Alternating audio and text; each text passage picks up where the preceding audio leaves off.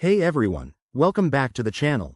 Today, we're tackling a super practical topic: how to send USDC from your Phantom wallet to your Trezor wallet in 2025.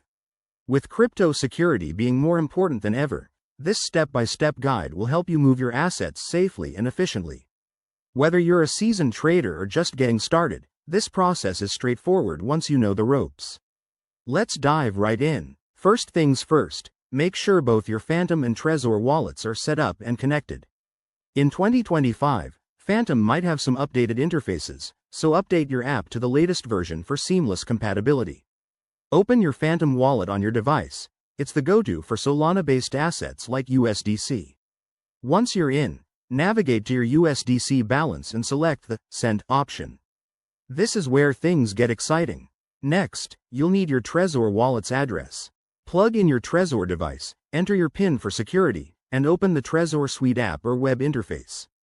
Generate or select the receiving address for USDC.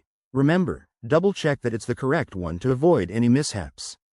Copy this address carefully. Back in Phantom, paste the Trezor address into the recipient field. Enter the amount of USDC you want to send, and don't forget to review the transaction fees, which might be lower in 2025 thanks to network improvements. Hit Confirm and approve the transaction on your Phantom wallet. On the Trezor side, you'll get a prompt to verify the details. Always confirm it matches what you intended. Once the transaction is broadcasted, keep an eye on the blockchain status using tools like Solana's Explorer. It should only take a few minutes for the USDC to appear in your Trezor wallet.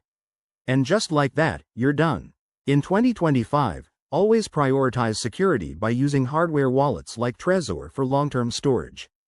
Thanks for watching. If this helped, give it a thumbs up and subscribe for more crypto tips.